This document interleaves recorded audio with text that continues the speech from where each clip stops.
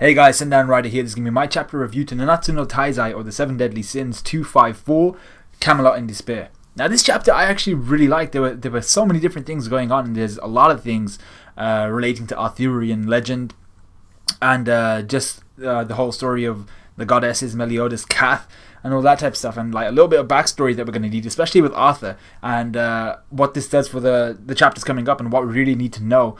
It really opens up a lot of doors, and how the next few chapters are going to turn out, we don't really know, and it really depends on why Merlin is so invested in Arthur. So we'll find that with time and with the chapters to come. But this chapter itself really sets up all of that, and I really enjoyed it. So what did we get this chapter? Well, first, Zeldris comes back empty-handed, having been tricked by Merlin. We saw this a chapter or two ago, and he conveys this to Meliodas, and then tells all of them. He tells Chandler, Cusack, Meliodas. He tells them of the revival of the four archangels, the four archangels. And obviously Chandler and Cusack are like, oh shit, damn, like this is a big thing, like because they're the people we fought the Holy War against. You know, like that's not a small thing. They're back. And this is going to be Holy War 2.0. We need to prepare for this shit. So obviously this shocks Cusack and Chandler, and they're just like, yo, this is kind of like, well, what should we do about this? But Meliodas was already aware. We were aware that Meliodas was aware. And we knew he knew because he saw the light of Pact, which he mentions in this chapter, from a chapter or two ago when Elizabeth and Ruducio did that like crossing blades thing. Like, but you know what? We've always known you never cross beams, bruh.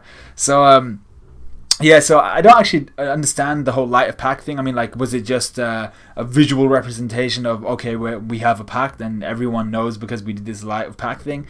Or is it like a binding thing? Is it if they cross one another, some shit goes down? Or I don't know. But it just seemed like a really showy thing, and really just to tell Meliodas, oh, by the way, we're here, you know? So I was like, okay, I don't understand why that was introduced. It could have just been a handshake or some shit. But whatever. It doesn't really matter. So Meliodas assumes from that light of pact thing that the 7 deadly sins are allied with the goddesses, but isn't worried, and neither is Zeldris. You know, he doesn't seem to give a shit. Now I was like, okay, I understand, because they're focused on their goal, and they think they have enough manpower to take out the goddesses. Now technically they've got 5 elite demons so far as we know it. They've got Meliodas, Zeldris, Estarossa, and they've got Cusack and Chandler. 5 demons which are like big time demons. The opposition at this moment have 3 archangels. They have Tarmiel and Samiel, I think it was, and they have Tarmiel and Sariel, and they have Ruducio. So 3 archangels. They've got 5 sins. They've got Merlin, Escanor, they've got Galtha, King, and Diane. Even though King and Diane are still kind of chilling at the moment. Bon is in the underworld, and Meliodas is in. Well, Bon is in purgatory, and Meliodas is obviously gone to the other side. So or defected, that's the word. So and then they have Elizabeth as well. So they got 3, 5, and Elizabeth. So they got 9 members against the 5 elite demons. Now I think that maybe they should be slightly worried. I mean, like, these 5 elite demons would easily be able to like bum rape the 3 archangels alone, but include the fairy king, the prospective leader of the giant clan. They've got Merlin, someone that they all know of, someone who's immune almost to commandments. It takes her a bit more time to just really totally neutralize it. They've got Galtha, who's a product of OG Galtha, one of the original 10 commandments. And then they have, who else was it? King, Diane, Merlin, Galtha, and Escanor, freaking crazy ass basket. So they should be more worried than they are. And then Elizabeth, obviously, being whoever she is, I assume daughter of the supreme deity. There's got to be they have to have some contingency where they plan for this. So we then go to Estarossa. Now he is definitely cooking up something sinister. This guy is crazy. Instead of asking, like, he comes up to Garin, and Garin's obviously petrified, and instead of asking him to relieve himself of his own commandment, like, can you give me your commandment, instead of de-petrifying him by sending Zeldris there or taking him to Zeldris, my boy smashes Garin. He just completely demolishes him and claims his commandment through that ancient demon right. From the remains of his body, because we know that they can do that. A commandment will remain with a demon's body until it's extracted. So the question here is what is up with Estarossa? This guy is crazy. He's fine with killing his own race. He's fine with killing other races. Is he just crazy, or is this some underlying goddess ploy? a lot of people, and I mentioned this last chapter, were claiming that maybe he absorbed the memories of Mael, and maybe this is coming to the fore now, and maybe he's becoming more Mael than he is Estarossa. So we'll see how all of that goes, but he is a little bit weird at this point, and he's kind of like the wild card, like which side are you on? Because he's really, at this moment in time, he's kind of obsessing over Elizabeth because he wants Elizabeth, but for reasons he doesn't even really understand. He just knows that he wants to have Elizabeth. So really how that plays out will be key to this whole new war thing. We then go to Arthur, who, try as he may, can't get to the Camelot Castle because of Peronia's magic. Cath clocks onto this, the little cat-like creature that Arthur has, and proceeds to devour Peronia. He legit devours Peronia. We see like the remnants of an arm after Cath is done with Peronia, and I'm just like, yo, shit. And this is all without Arthur knowing. He's like, yo, shit, with Cath going, and then Cath suddenly pops out, and he's like, oh, yo, where you been, bro? And Cath is just like picking meat out of his teeth, and he's like, oh, don't worry about where I've been, bro. So I was like, yo, shit. Now, firstly, what the hell is Cath? To be able to freaking devour a demon of any class, that's just crazy. And Cath never looked very intimidating until now, and I'm just like, yo, and how did it just munch down a freaking demon? That's what I'm trying to say. So now, this is the key part, the Arthurian legend. Now, I'm not going to pretend to be an expert on this because I don't know shit about Arthurian legend, but a very, very refutable source in Wikipedia has told me many things. Now, according to Arthurian legend, the Cath Palug is a monstrous cat which has killed over 180 knights, or about 180 knights, and it eventually fights Arthur, who slays the beast, and that's the English version of the legend. Because obviously Arthur must win in the English version of the legend. Within European legend, I think the French, y'all were like, yeah, Arthur got slain by the beast. So I'm like, okay, that's cool. And I think the Germans were also like, yeah, Arthur may have been slain. So within Europe, there's a kind of like a toss-up between Arthur winning and Arthur losing. But within English legend, Arthur seems to have won. Now, the interesting thing, that's all cool, like, that's just a little backstory on Cath and Cath Palug, being a monstrous cat, and that's what Cath is at the moment. It's a cat, but we know possesses some monstrosity to it. But the interesting thing about the Cath Palug that I read, and it was just something that I was just like, hey, that's a bit weird. The interesting thing is that Cath Palug was birthed by a sow being a female pig. We have two pigs in this story, one of which also devours shit for jokes, and that pig is Hawk. Now, whether Cath could be possibly a child of Hawk, or possibly a sibling to Hawk, a step sibling maybe, or maybe a child of Hawk Mama, there could be more to. I'm just trying to put it in your mind that there may be more to the Cath bloodline than meets the eye, and there's definitely more to Cath itself because of the techniques it shows, and because of the whole monstrous devouring of freaking Peronia. That was some crazy shit. So just remember all that stuff I told you. So with Peronia dead, Arthur enters the castle only to encounter Zeldris and Cusack, and obviously he shits himself. Cath, using telekinesis, now this is another ability, I'm like, yo, why the hell can Cath use telekinesis? Attacks both demons, really just to distract them while Arthur goes to get Excalibur. So Arthur is dismayed by how powerful, or how many powerful demons there are within the castle, and he realizes this once he walks by Chandler, and he's like, yo, shit, how many of these gargantuan monsters really are there in the castle? How many am I going to encounter? So obviously he realizes that they have a dreadful amount of power, and like this is really demoralizing his attempts to destroy them. And another thing is, at this point in time, Arthur ran away from Zeldris, right? So why didn't Zeldris' commandment affect him? If you turn your back on Zeldris while you're encountering him, you become a slave to Zeldris, and in extension, the Demon King. The only other person who can neutralize a commandment is Merlin, and she's shown that she is not completely immune to a commandment, i.e.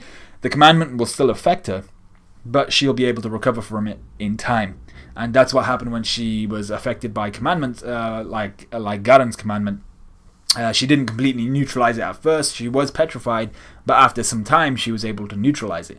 So Zeldris' commandment doesn't straight up affect Arthur, which is really weird. So there's some suspect shit going on, and this really, hopefully we'll find this out soon as to why Arthur wasn't affected by it, because Merlin is really invested in Arthur, and hopefully we'll find out in the coming chapters why she's so invested in Arthur, and that'll tell us why he wasn't affected by the commandment and stuff. But I really can't speculate as to why. I mean, like, people are saying, oh, Merlin's affected.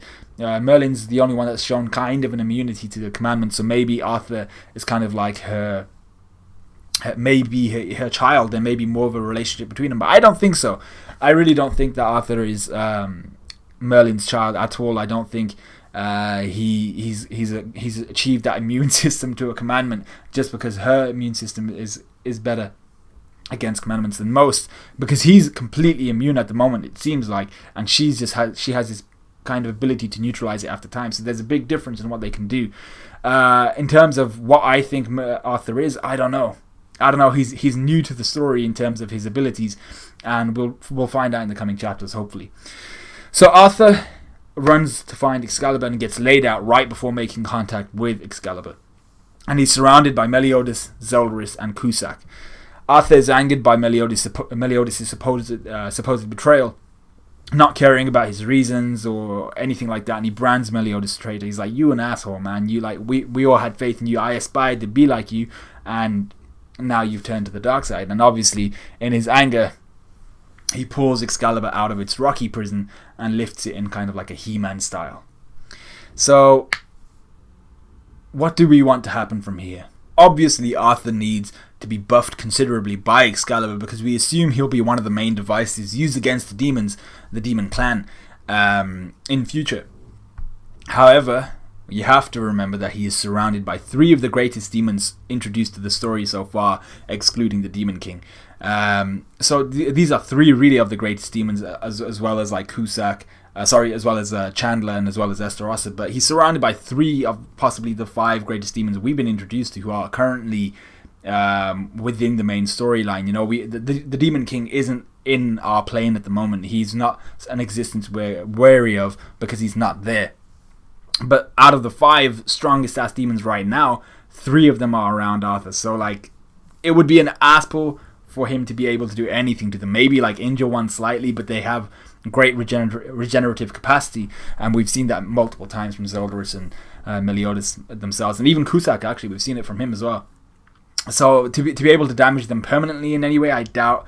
I really would not like to see that. I mean, like, a lot of people are like, is it just because like you like Meliodas and things like that you don't want them to get demolished? And I'm like, no, it's not so much that. It's more I'd like a really cohesive story and something that makes sense.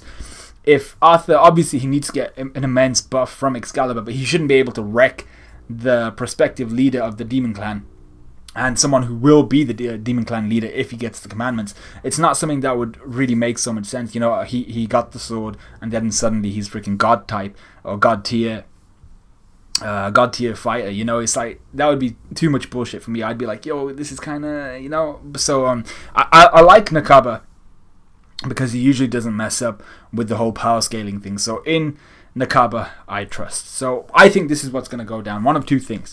I think Arthur unlocks his hidden potential, and maybe Cath gets like a monstrous form or some shit, you know, kind of like Thundercats. It's like, oh, Thundercats, oh, and then like he gets that freaking armored cat. I forgot what the armored cat was called, but yeah, it gets that kind of battle form. I assume this will surprise the demons and allow Arthur and Cath to escape, and then the demons couldn't give less of a shit about their escaping, because one, the sword wouldn't have been useful to them. Holy sword, it would have been kind of like, we assume it's kind of like it has a goddess type of magic behind it, so it would be useless to the demons. You know, they have the dark night type magic, and the goddesses have that light day type magic, so it really wouldn't be useful to them. And really, this was just an interesting start to the day for the demons. They don't seem to really give a shit about Arthur. They'd just be like, oh, okay, he escaped. You know, I don't think they'd mind so much, even though Arthur would come back to haunt them. So that would be situation number 1. Or Arthur and Cath get a power up, and they assume their battle forms and shit. Arthur's like, oh yeah, I got my Excalibur shit, and so like, all good. But they don't know how to use their battle forms, having 0 experience. So they get captured, and they're used as leverage against Merlin, who possesses a commandment, and they trade Arthur and Cath for the commandment, allowing Meliodas to get one step closer to becoming the Demon King. And that's basically how the chapter ends. So that's how I think it's going to go down. We really need to find out more about Arthur. The whole Cath Palug thing was pretty cool, and then that whole thing about Cath Palug in Welsh and English mythology being birthed by a soul and things like that. I'm just like, oh, yo, this is all kind of coming full circle, but I'm not sure like where the circle's going. So yeah, I really enjoyed this chapter. There's a lot of things to think about, but let me know what you guys thought. Like, comment, subscribe. Let me know any theories you guys may have in the comments below, and I'll speak to you on Friday when the new One Piece and My Hero Academia chapters drop. So I'll see you guys then.